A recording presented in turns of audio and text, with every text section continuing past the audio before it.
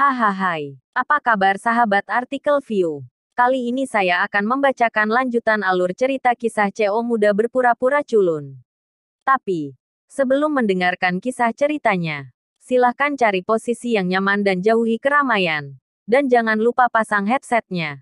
Dan inilah alur cerita kisah CO muda yang berpura-pura culun. Episode 221, Kisah seorang CO muda yang berpura-pura culun. Tuan, tolong tunjukkan undangan Anda, kata Kapten Keamanan kepada Ariel. Tidak ada, Ariel berkata dengan tangan terbuka. Tidak ada. Kapten Keamanan mengerutkan kening dengan sungguh-sungguh. Undangan Bastian berharga bahkan jika digunakan, karena undangan ini adalah suatu kehormatannya di Tangerang, dan dapat berpartisipasi dalam pesta yang diselenggarakan oleh Bastian adalah hadiah tersendiri.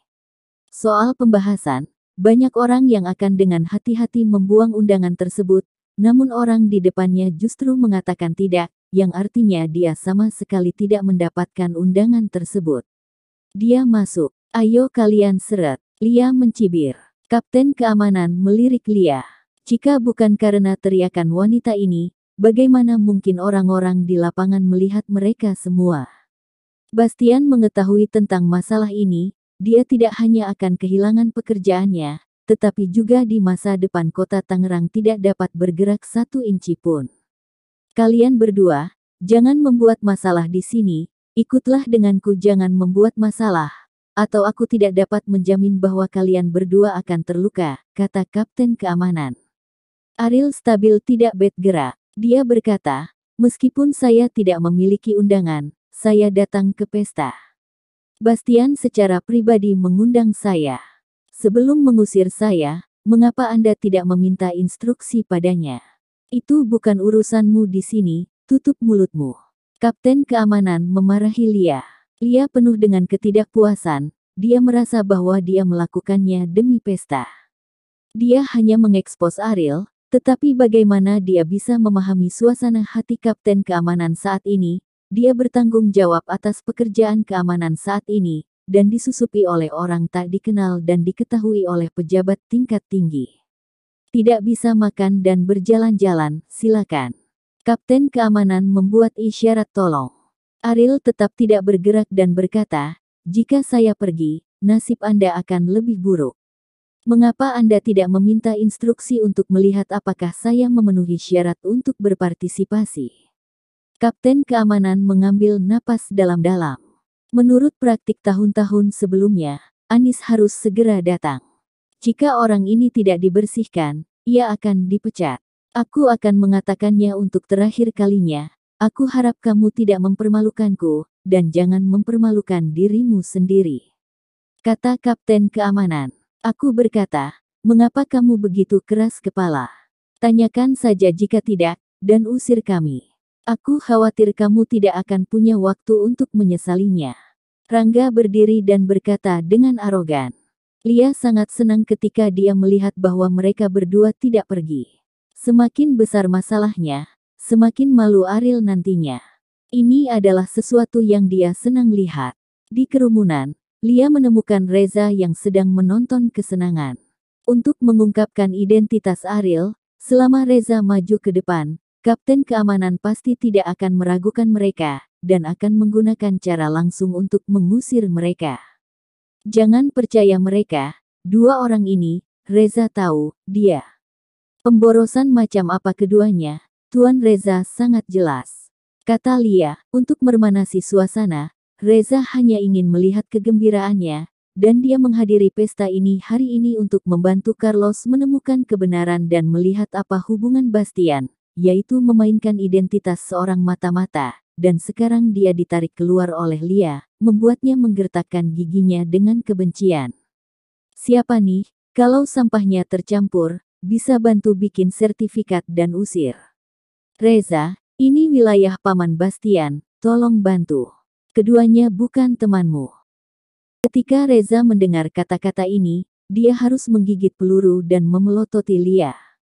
Dia keluar dan berkata, Tetua, saya tahu dua orang ini, tetapi mereka bukan teman saya. Reza tidak pernah berteman dengan jenis sampah ini. Petik 2. Pada saat ini, tidak ada yang memperhatikan bahwa Bastian telah memasuki venue. Ketika asistennya mengetahui hal ini, dia bertanya, "Tuan Bastian, sepertinya ada kesalahpahaman, izinkan saya mengklarifikasi." Bastian meraih asistennya dan merenung dengan mata muram, lalu berkata, "Jangan khawatir, tunggu sampai situasinya tidak terkendali sebelum maju." Asisten itu tampak bingung, bukankah Bastian menganggap pemuda ini sebagai VIP? Mengapa dia tidak membantunya ketika dia dalam kesulitan? Pikiran Bastian secara alami bukanlah sesuatu yang bisa dipahami oleh seseorang seperti asisten. Setelah bertarung dengan Carlos selama bertahun-tahun, hasilnya adalah campuran, dan dia tidak pernah bisa mendapatkan keuntungan mutlak. Bastian belum pernah melihat terobosan. Tapi situasi hari ini adalah terobosan bagi Bastian. Dia tidak tahu identitas Ariel, tetapi dia tahu bahwa Ariel memiliki energi yang luar biasa. Jika Reza menyinggung perasaannya, bukankah itu berarti Carlos menyinggung pria besar ini? Ini adalah kesempatan yang jatuh dari langit, bagaimana mungkin seseorang yang bijaksana seperti Bastian melewatkannya? Anda memiliki Tuan Reza untuk bersaksi. Saya tidak berpikir Anda perlu memverifikasi identitas Anda berdua. Apakah Anda ingin pergi sendiri atau Anda ingin saya melakukannya? Kata Kapten Keamanan kepada Ariel. Ariel memandang Reza. Dia berkata dengan tenang, "Reza, aku tidak ada hubungannya denganmu sama sekali, dan masalah ini hari ini tidak ada hubungannya denganmu. Tentu saja itu tidak ada hubungannya denganku, aku hanya tidak ingin kamu merusaknya." Pesta Paman Bastian. Lihatlah orang-orang yang hadir. Setelah menunjuk berkeliling, Reza melanjutkan, "Orang-orang ini semua adalah selebritas dan petinggi di kota Tangerang. Orang macam apa kamu, dan kualifikasi apa yang kamu miliki untuk tampil di pesta itu, satu pesta dengan mereka?" Beberapa kata. Selain meremehkan Ariel, dia juga memuji orang lain.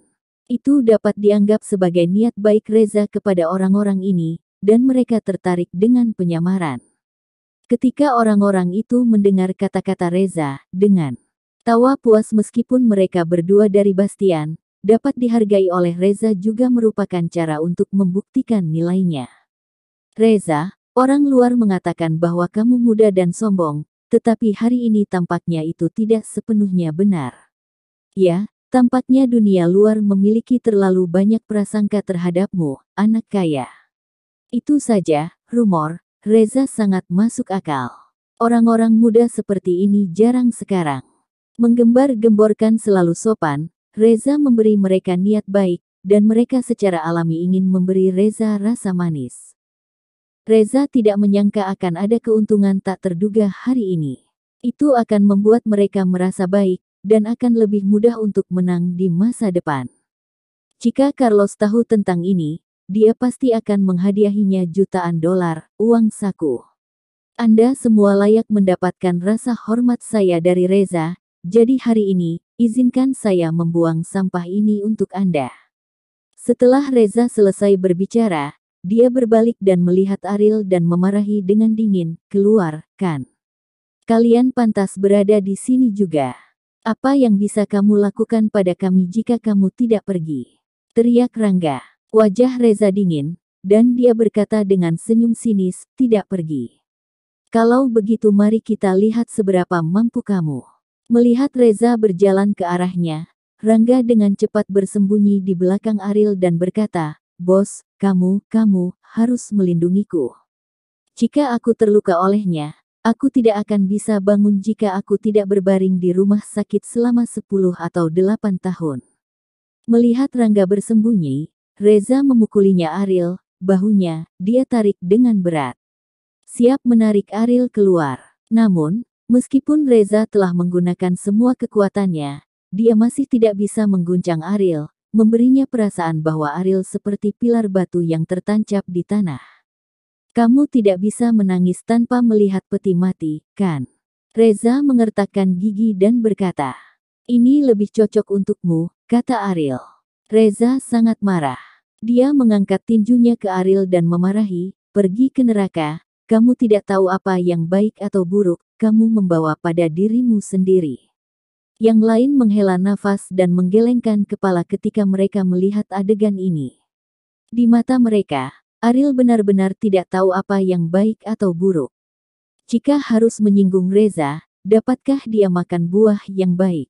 Jika Anda hanya menerima nasib Anda dan pergi, tidak ada yang akan terjadi. Jika Anda bersikeras memaksa Reza untuk mengambil tindakan, Anda tidak hanya harus menyingkir, tetapi juga dipukuli. Mengapa repot-repot? Dengan tinjunya yang terayun, Ariel menggelengkan kepalanya dengan ringan, dan setelah menghindar dengan sedikit jarak, dia menendang perut bagian bawah Reza. Reza menjerit kesakitan dan melangkah mundur, lalu jatuh ke tanah. Kamu berani memukulku. Reza memandang Ariel dengan marah. Sejak kecil, dia adalah satu-satunya yang menggertak orang lain. Kapan seseorang berani menghancurkan kepalanya dan memukulinya? Berdiri dengan gemetar, Reza berkata dengan kejam, "Tidak peduli siapa Anda hari ini, saya akan menghapus Anda." Bersambung.